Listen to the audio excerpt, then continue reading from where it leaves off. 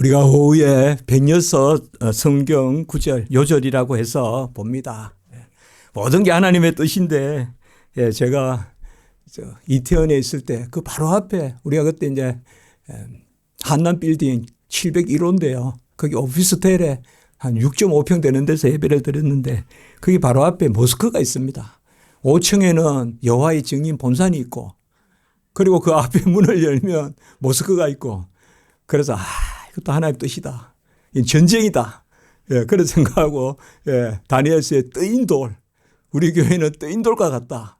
밑에는 그게 여호와의 증인 촌봉산이에요. 거기에 거기는 여호와의 증인 사람들이 계속 번갈아서 중국 사람들이 오기 때문에 거기고 그 앞에 이제 모스크인데, 거기 이제 모스크에 말씀을 전하러 갔다가 외국 모스크인들은 그냥 이렇게 막 실험만 하는 것 같은데, 정말 그 한국 모스크, 그 무슬림들, 모스크는 이제 이슬람 회당을 모스크를 하지 않습니까? 그 무슬림들. 아마 우리 최종우 지사님 그때 같이 가셨을 거예요. 근데, 한국 무슬림들은 아주 그냥 눈에 그냥 살기가 그냥, 그래서 제가 그때 거기서 그냥 순교해야 되는데, 그래서 겁이 나서 나왔죠. 나와가지고 그 앞에 가니까, 무슬림 또 서점이 있어요. 그러니까 저기 가서 이제 전도해야지. 이제 해가 이제 갔는데, 진짜 말을 한마디도 할 기회를 안 줘요. 딱 둘이 나오더니 그냥, 여러분들 둘이 다니는 사람들 조심하세요. 항상 둘이 다니는 사람들 조심하세요. 그다가 뭐 까만 양복 입고 둘이 다닌다 그러면 확실히 조심하셔야 돼요. 그 몰몬교, 여호와의 증인, 주로 신천지 이런 데도 좀 둘이 다니는 경향이 있다는 건데 그건 제가 확실히 모르겠어요. 근데 하여튼 거기 딱 둘이 나타나더니 막 말도 할 기회도 안 하고 뭐 우리는 마음에서 누구고 막 꼭 물어보는 게 예수님은 하나님의 아들 아니라고 묻고요. 그거 아니라는 거 이야기하고. 그래서 그때 제가 그날부로 집에 와가지고 여기 이렇게 외국인들 많고 한데 우리 기독교란 뭐냐 이것을 알려야 되겠다. 그래서 이제 제가 집에 와가지고 막 그냥 책상에서 해가지고 금방 만들어 본 게 이제 우리 기독교의 진리입니다. 그게 처음에는 성경 요절 106개 이렇게 생각은 안 했는데 항상 제가 이제 설교를 하거나 뭐 어투나 이런 데 보면 다 성경 구절이 맺혀 있거든요. 그래서 그 이제 성경 구절을 밑에 매김 하다 보니까 106 그러한 요절이 되었습니다. 그래서 저로서는 성경이 가장 먼저 성경이 뭐냐는 것을 제일 앞에서 이야기하고 마지막 송영 하나님께 영광 올림 그렇게 해서 쭉 하다 보니까 16주제가 되었고 그 요절이 106개가 되었습니다. 그래서 이제 오늘 또 여기 또 이 오후 예배 처음 참여하시는 분도 계시고 또 우리 일본 선교사님도 계시고 해서 이거 다 기도 응답이라고 생각합니다. 일본에 제가 아까 말씀 나누면서도 일본에 가서 기독교 강요 이런 거 가르치고 복음 전하고 우리 목사님께서도 뜨겁게 진리의 부흥을 또 교회도 개척하시고 애를 쓰셨더라고요. 금방 말씀 들어보니까. 그래서 우리가 이 기독교의 진리는 토막 이제 교리적 주제를 가지고 있습니다. 이제 지금은 오늘 말씀은 하나님이 우리 인간을 지으신 그 어떠함에 대해서 하나님이 인간을 얼마나 고귀하게 지으셨는가, 고상하게 지으셨는가.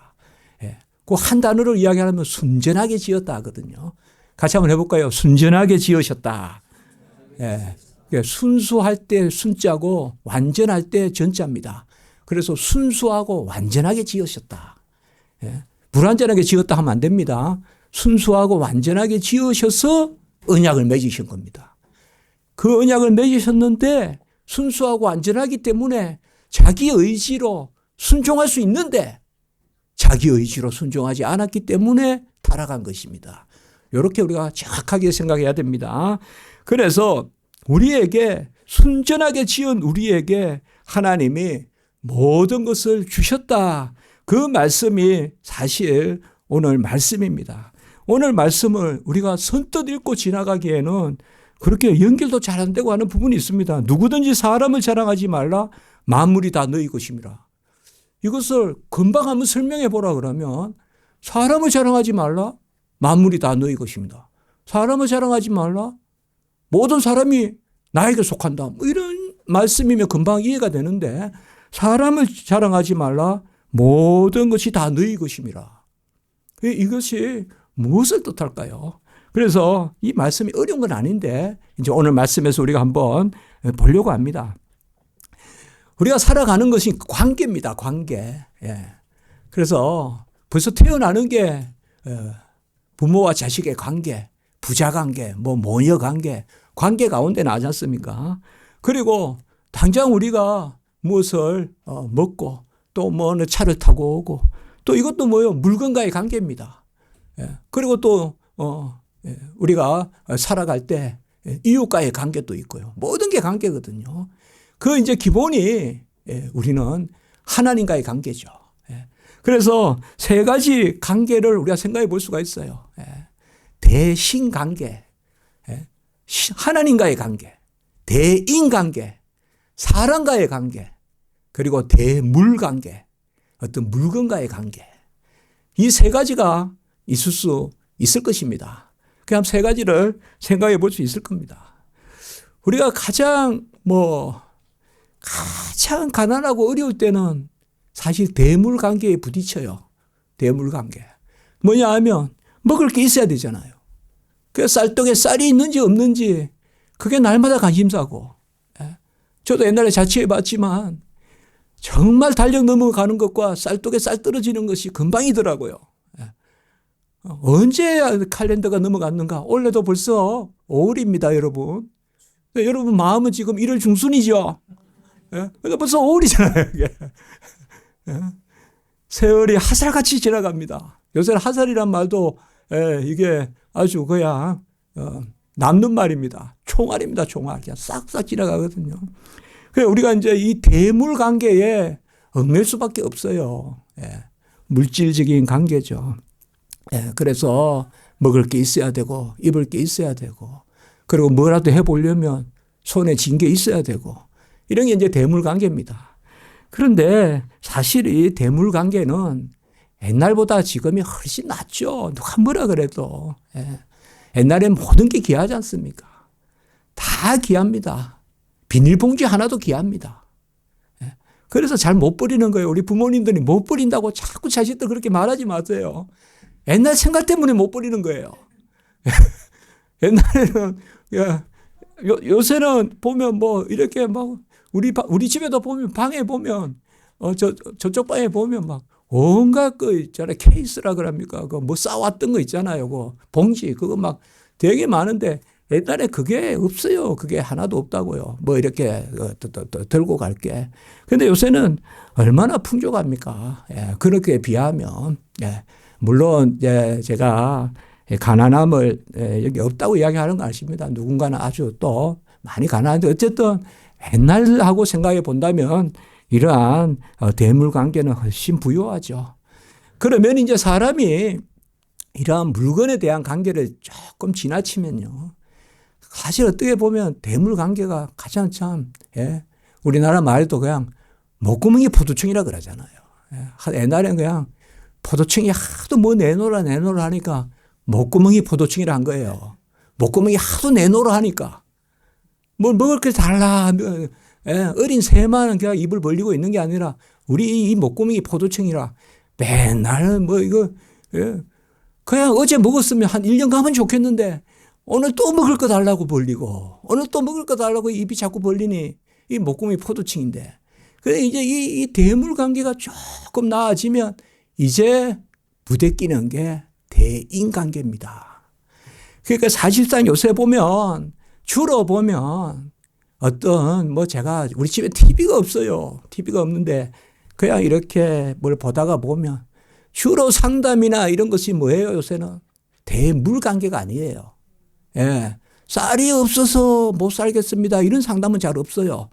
그래서 뭐 구인하고 뭐 이런데 뭐 직업을 소개한다든지 그런 것도 사실 아주 절박하게 필요한데 대체로 요새는 대인 관계예요. 대인 관계. 이웃 관계 또 친구 관계 그리고 뭐예요? 더 본질적인 게 가족 관계, 더 들어가면 부부 관계, 뭐 이런 게 이제 전부 다 이제 이 대인 관계에 얽혀 있는 것이 많습니다. 그래서 사실상 뭐 이런 거예요. 예컨대 그냥 막 내 것 다 줄 테니 사람 관계 좀 정리해 주십시오 하는 이런 게 요새 세대라고도 볼 수 있어요. 그러니까 이게 가진 게 옛날에는 그냥 대인 관계는 옛날에는 대물 관계에 따라왔어요. 먹을 게 있으면 사람 관계는 편했어요. 옛날에는 쌀이 있느냐 없느냐 이것 때문에 힘들지. 요새는 쌀이 있는데 누가 밥 하느냐 요것 때문에 힘들어요. 요새는 누가 밥 하느냐 요것 때문에 힘들다고요. 이 사치스러운 고민이죠.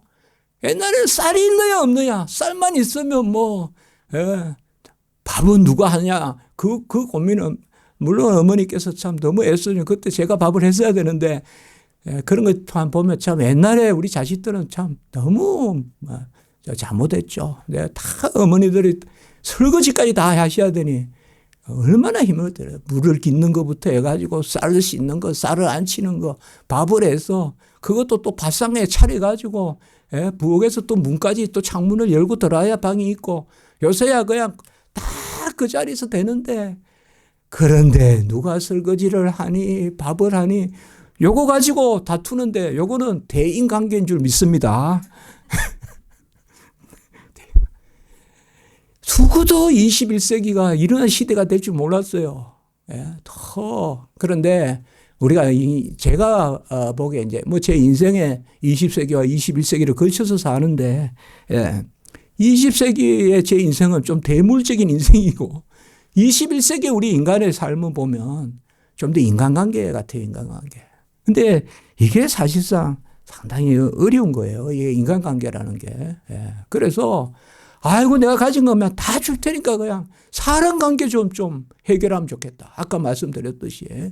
그만큼 이 사람의 관계 이게 어떻게 보면 뭐 더 이야기하면 어떤 모든 것들 정치나 이런 것도 사람 관계일 수 있겠죠. 그러면 우리가 이런 것들을 어떻게 대물 관계, 대인 관계를 궁극적으로 우리가 넘어서서 해결하며 살 수 있느냐. 그것이 바로 하나님과의 관계입니다. 이 말이 좀 어색하지만 대자란 말을 썼기 때문에 대신관계다. 이 말. 하나님과의 관계가 온전해야 대물관계도 온전해지고 대인관계도 온전해지고 오늘 말씀에 벌써 답은 주어져 있어요. 제가 오늘 말씀의 답은 이거예요. 누구든지 사람을 자랑하지 말라. 사람을 가지고 대물관계를 다루지 말라 이 말씀이에요. 지금. 사람을 내세워서 재물을 말하지 말라는 거예요. 바로 뭐예요? 만물이 다 너희 것임이라 하나님이 다 주셨다 이 말이에요. 이러면 이제 금방 말씀이 다 해석됐죠 이게요. 이게 어려운 말씀인 것 같은데 어려운 말씀이 아니에요. 쉬운 말씀이다 이 말이에요. 우리가 무슨 일이 있으면 자식들은 우리 아버지가 계시다. 우리 어머니가 계시다. 또 뭐요? 내가 아는 동기가 있다. 그렇게 사람 자랑하지 마라 이 말이에요. 믿는 우리에게는 하나님이 다 주셨다라는 말이에요. 그렇게 보면 너무 쉬운 말씀이죠 이 말씀이. 사람을 주제로 떠올리지 마라 이거예요. 나는 너를 지은 여호와 하나님이다. 아멘. 하나님이 우리를 다스리고 지키시는 하나님이시다. 이 말이에요. 지금 우리는 106 중에서 인간의 창조 부분을 보고 있어요. 지난주에는 1장 26절, 27절 그리고 2장 7절 하나님이 우리를 하나님의 형상으로 지으셨다. 그래서 지정의를 주시고 지식의 거룩을 주셨다. 그리고 하나님이 우리에게 그 가운데 문화명령을 주셨어요. 생명하고 충만하고 다스리고 지키고 그렇죠. 생존하고 충만하고 다스리고 지키려는 하나님이 그 명령을 주셨어요. 그래서 그 명령 가운데서 우리가 아주 최고의 것을 누려요. 그런데 그때 말씀을 드렸죠. 이런 우리가 하나님의 형상을 가지고 있지만은 하나님의 형상을 가지고 있지만은 그 하나님의 형상은 바로 하나님께 의존할 때 우리에게 주어지는 거예요. 그래서 우리는 가장 고귀한 하나님의 형상성을 지니고 있지만 그 고귀함이 하나님을 떠나서 존재하는 고귀함이 아니다 이 말이에요. 대신관계를 떠나서 대인관계와 대물관계가 존재할 수 없다 이거예요. 그것은 전부 다 바로 타락이요. 그것은 수고요. 고통이요. 죽음이요. 그 관계로 간다는 거예요. 하나님께 의지할 때만 하나님이 생육하고 충만하고 다스리고 지키고 그것을 하나님이 우리에게 주신다는 것이죠. 그래서 우리 인류는 하나님께 전적으로 의지해야 됩니다. 하나님께 의지하는 그것으로 하나님이 우리를 지으셨어요. 마태복음 11장 27절에 보면 아버지께서 내게 모든 것을 주셨으니 수고하고 무거운 짐진 자들아 다 내게로 오라. 아멘. 수고하고 무거운 짐진 자들아 다 내게로 오라. 11장 28절입니다. 27절이 중요해요. 아버지께서 내게 모든 것을 주셨으니. 그러니까 우리가 예수님께서 우리에게 오라 하시는 것은 아버지께서, 이 아버지 누구세요? 만물을 지으시고 만유의 만유가 되시고 그 삼위일체 하나님, 그 아버지께서 아들에게 모든 것을 주셨으니 아버지와 아들은 하나이니 수고하고 무거운 짐진 자들아 다 내게로 오라. 이렇게 말씀하신 것입니다. 우리는 하나님께 의존해야 됩니다.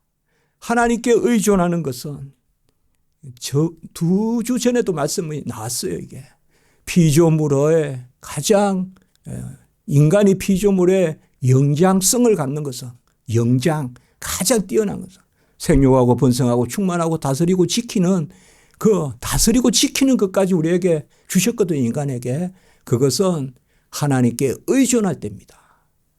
우리 피조물은 결코 하나님의 자리에 서 있을 수 없어요. 어떤 사물과의 관계에 있으면 그건 1차적인 관계라고 해요. 그 다음에 사람과의 관계가 2차적인 관계예요. 세상은 1차, 2차적인 관계만 이야기해요. 그러나 그 너머에 본질적인 관계가 있거든요. 그게 바로 하나님과의 관계예요. 하나님 앞에서는 우리가 납작 엎드려야 돼요. 하나님 앞에서는 우리가 의존해야 돼요.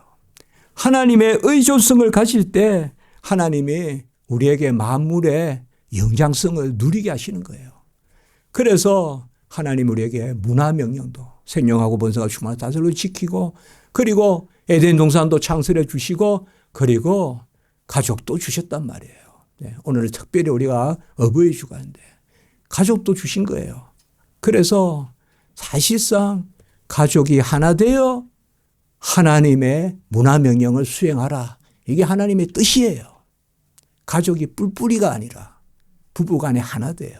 그 부부는 1+1이 2가 아니라 1+1이 거의 1000만도 되고 수억도 되는 거예요.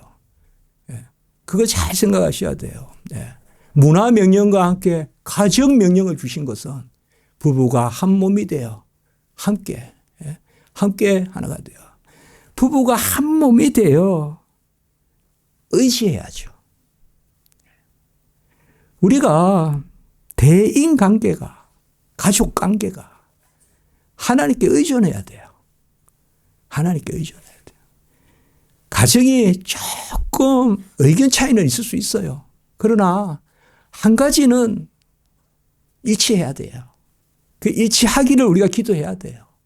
그거는 바로 하나님의 자녀됨이에요. 하나님의 자녀됨. 우리가 조금 다툴 수 있지만 다툰다고 교회 안 오면 안 돼요. 다퉈도 남편은 앞문으로 나가고 아내는 뒷문으로 나가고 교회는 가야 돼요. 그게 대신관계예요. 하나님의 본질적인 관계 가운데 대인관계도 해결이 되고 대물관계도 해결이 돼요. 그러나 이게 뭔가 이게 이렇게 뒤틀리면 이게 바로 타락이에요. 뒤틀리면 대물관계, 대인관계, 대물관계 밑으로 대신관계가 내려오는 거예요. 그러면 하나님과의 관계가 사람 관계 때문에 좌지우지되고 사물 관계 때문에 좌지우지 된단 말이에요. 이게 타락한 인간의 모습이에요. 그거는 하나님이 자리에 있는 것이 아니죠. 하나님이 수단이 되는 거죠. 하나님이 사람만 또 못하게 되고 하나님이 사물만 또 못하게 되고 하나님은 그저 입에 그것을 여호와의 이름을 만홀히 여기지 말라 이 말이에요. 여호와의 이름을 그 밑자리에 두지 말라는 것이에요. 그러니까 언제든 우리는 하나님 같이 합시다. 예배 중심. 예배 드리기 전과 예배 드린 후는 다르다. 기도하기 전과 기도한 후는 다르다. 막 내 생각 다 투입해서 이거는 하나님도 못 바꾼다 생각하지 마시고 그게 신앙이라고 저는 생각해요. 가자도 반듯하게 아주 잘 차려입고 아주 페이버먼트를 걷는 게 신앙생활이 아니라 울며 절며 끌며 어쨌든 하나님 찾는 하나님이 답입니다. 하나님이 답입니다. 하면서 하나님 편에 알파요 오메가를 맡기는 게 신앙인 줄 믿습니다. 하나님이 처음이요 끝이요 알파요 오메가요 처음이요 나중이요. 그것을 다 하나님께 맡기는 것. 그것이 바로 오늘 이 말씀이에요. 사람으로 어떠한 오늘 이 말씀은요. 대물 관계로 대인적인 해결을 하지 말고 어떤 물질 관계를 사람으로 해결하지 말고 대신 관계로 해결하라는 말씀이 오늘 말씀이에요. 어떤 물질적인 일이 있고 사건이 있고 할 때 사람으로 풀어가려고 하지 말고 사람에게 의지하지 말고 하나님께 맡겨라. 그 하나님은 다 뭐예요? 같이 합니다. 만물을 너희 것으로 삼으신다. 그 말씀이에요 오늘. 그러니까 우리가 누구에게 의지해야 되겠어요? 하나님께 의지해야죠. 하나님께 의지해야죠. 사람에게 의지하면 안 되죠. 하나님께 의지해야 되죠. 그래서 의존성을 가져야 돼요. 더 의지하는 사람이 거룩한 사람이에요. 제가 말씀드렸죠. 어제보다 오늘 더 의지하는 것이 성하다. 어제는 사람 찾다가 오늘은 납작 엎드려 기도하고 있으면 그게 성화예요. 그게 성화라고요. 하나님께 의지할 때 우리가 착해져요. 하나님께 의지할 때 내가 한없이 부드러워져요. 판단이 없어져요. 시기가 없어져요. 질투가 없어져요. 어디 사랑할 자 없을까 찾게 되고 어디 베풀 데 없을까 찾게 돼요. 그것은 바로 내가 하나님께 의지할 때예요. 저는 소원이 있다면 가장 하나님께 의지하는 모습으로 살고 싶어요. 그게 제 모습의 가장 귀한 본질이라고 생각해요. 제가 몇 주 전에 말씀드렸죠. 이 세상에 제가 남기고 싶은 한 컷의 사진이 있다면 그냥 바위 위에 무릎 꿇고 기도하는 모습이다. 우리 인생의 가장 아름다운 모습은요. 의존성을 가질 때 가장 아름다운 거예요. 하나님께 의지할 때 그때 만물이 다 너의 것임이라는 그 때가 바로 의지할 때예요.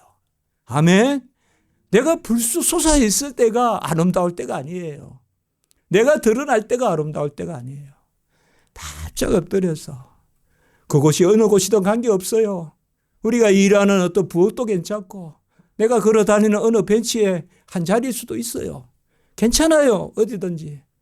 그러나 내가 그곳에서 하나님을 찾고 그곳에서 하나님께 의지한다면 그 하나님은 뭐예요? 생육하고 번성하고 충만하고 다스리고 지키고 그걸 다 주시고 순전성을 주신 가운데 언약을 맺으셔서 자녀 삼고자 하신 그 하나님이시란 말이에요. 그래서 창세기는 1장과 2장 4절까지의 창조, 그 다음에 2장에 바로 에덴 동산의 창설, 가정, 그리고 언약 체결이 있단 말이에요. 그런데 3장에는 타락해 버린다고 인간이요. 그래서 2장과 3장 사이에 큰 타락 사건이 일어나는데 타락은 뭔가 하면 여호와의 의존에서 벗어나는 거예요. 탕자가 집을 떠나는 거죠. 그래서 우리는 더 하나님을 찾고 누구든지 하나님을 자랑하면 하나님이 다 우리 것으로 삼아주시는 요한복음 19장 30절에 다 이루었다 이렇게 말씀했습니다. 고린도전서 4장 1절의 말씀 우리 한번 읽어봅시다. 그 바로 밑에 있습니다. 4장 1절 시작. 사람이 마땅히 우리를 그리스도의 일꾼이요 하나님의 비밀을 맡은 자로 여길지어다. 하나님의 비밀이 뭘까요? 저는 여기에서 하나님의 비밀. 나중에 골로새서 보면 하나님의 비밀을 그리스도라고 했거든요. 그 하나님의 비밀 그리스도가 누굴까요? 그분이 만유의 만유십니다. 우리는 은과 금은 내게 없거니와 내게 있는 것으로 내게 주노니 곧 나사렛 예수 그리스도의 이름으로 일어나 걸어라. 그 베드로와 사도 요한의 그 말씀, 남에서 안전병이 다니는 곤치는 그 말씀, 은과 금은 내게 없거니와 내게 있는 것으로 내게 주노니 예수 그리스도의 이름, 그 무한한 비밀, 아버지께서 내게 모든 것을 주셨으니 수고하고 묵은 짐자 다 내게로 오라 하시는 그 예수 그리스도, 그 비밀, 그 비밀이 오늘 말씀이에요. 만물이 다 너희 것입니다. 교만 아닙니다. 의지할 때 모든 것이 나의 것이고 이때 우리가 착해집니다. 여러분들. 착해져요. 우리가 그것만 아시면 돼요. 가장 은혜다 감사다 할 때 그때가 내가 가장 착할 때예요. 감사 은혜가 없으면 그것은 착한 것이 아닙니다. 기도드리겠습니다. 거룩하고 자비로우신 하나님 아버지, 모든 것을 다 이루시고 그 은혜를, 그 의를 우리 것 삼아 주심으로 이제 우리가 사람을 자랑하는 것이나 혹 나 자신을 자랑하는 것이 아니라 만물을 다 나의 것으로 삼아 주시는 예수 그리스도의 비밀을 가진 자로 살게 하시니 참으로 감사합니다. 모든 것을 맡기고 납작 엎드려 의지하고 여호와의 긍휼을 구하여 모든 일로 하나님께 영광을 올리는 저희들이 되게 해 주시옵소서. 감사합니다. 예수님의 이름으로 기도드리옵나이다. 아멘.